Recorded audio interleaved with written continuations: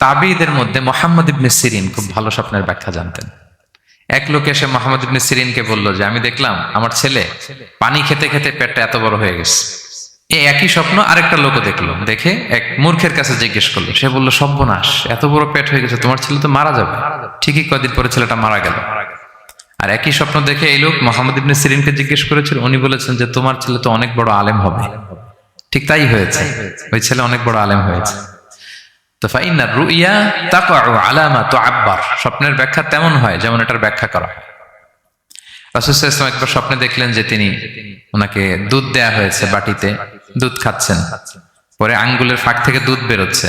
এই সামান্য একটু দুধ রাসূল সাল্লাল্লাহু আলাইহি ওয়াসাল্লাম উমরে ফারুককে দিলেন।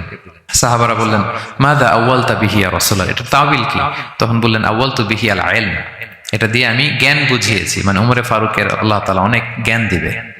স্বপ্নে কেউ দুধ খাচ্ছেন, এটা আপনার জ্ঞানের প্রতীক। রাসূল সাল্লাল্লাহু আলাইহি ওয়াসাল্লাম স্বপ্নে দেখলেন লোকজন দাঁড়ানো, কারো গায়ের জামা এতটুকু, কারো এতটুকু, কারো হাঁটু পর্যন্ত, আর উমরে ফারুক জামা একেবারে টেনে হিচড়ে যাচ্ছে। তো সাহাবারা বললেন, মাযা আউয়ালতু বিহি ইয়া রাসূলুল্লাহ, এই স্বপ্নের তাওয়িল কি, ব্যাখ্যা কি? রাসূল সাল্লাল্লাহু আলাইহি ওয়াসাল্লাম বললেন, আউয়ালতু বিহি আদ-দীন আত-তাকওয়া, এটা দ্বারা আমি দিনদারি বুঝিয়েছি, মানে উমরে ফারুকের দিনদারি অনেক বেশি। স্বপ্নে কেউ ছোট জামা দেখলে তার দিনদারি কমতেছে, এটার একটা আলামত। তো এই জন্য হুট করে স্বপ্নের কথা কাউকে শেয়ার করতে নেই। রাসূল সাল্লাল্লাহু আলাইহি ওয়াসাল্লাম ফজরের সালাতের পরে মসজিদে নববীতে সালাম ফিরিয়ে সাহাবাদের দিকে মুখ ফিরিয়ে বসতেন, তাসবিহ পড়তেন, এরপর জিজ্ঞেস করতেন, হাল রাআ আহাদুম মিনকুম আল বারিহাতা রুইয়া, গত রাতে কেউ কোনো স্বপ্ন টপ্ন দেখেছে নাকি? তো তখন সাহাবারা এই স্বপ্ন বলতেন, রাসূল সাল্লাল্লাহু আলাইহি ওয়াসাল্লাম ব্যাখ্যা করতেন।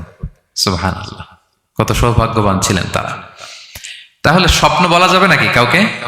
না। খুবই শুভাকাঙ্ক্ষী, আপনার একেবারে ক্লোজ ফ্রেন্ড, তাকে বলতে পারেন। আর অনেক বড় আলেম যিনি ভালো ব্যাখ্যা করতে পারবেন, আপনাকে গাইড করতে পারবেন, তাকে বলবেন, এছাড়া বলা যাবে না। আর খারাপ স্বপ্ন তো বলাই যাবে, আল্লাহ তাআলার কাছে পানা চাইতে হবে। তাহলে ঘুমিয়ে ঘুমিয়ে যেটা দেখি এটা কারোর কাছে বলা যাবে না।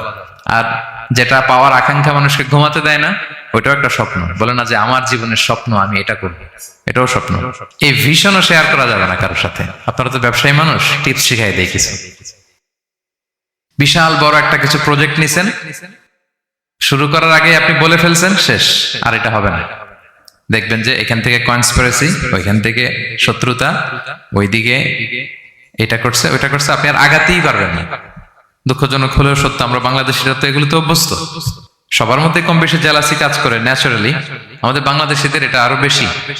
আমি আমার প্রায় আলোচনাতে বলি যে আমাদের জাতীয় খেলা হাডুডু হওয়ার কারণ হচ্ছে এই খেলার ধরনটাই এমন, একজন সামনে যেতে চায়, 10 জন পা ধরে পিছনে টানতে চায়। তা আপনি আপনার ভিশন শেয়ার করলে বিপদে পড়ে যাবেন। আপনি প্রপার হোমওয়ার্ক করবেন, গ্রাউন্ড ওয়ার্ক করবেন, কাউন্সিলিং করবেন, প্রজেক্ট দাঁড় করাবেন, লঞ্চিং প্রোগ্রামের দিন সবাইকে জানাবেন। সব রেডি, এবার আর কেউ কিছু করতে পারবেন, এটা দাঁড়ায় গেছে, সব রেডি আমার। লঞ্চিং জাস্ট একটা ফর্মালিটিস, তারপরে আমার কাজ শুরু হবে। কিন্তু আপনি আগেই যদি সবাইকে জানায় ফেলেন, হবে এটা?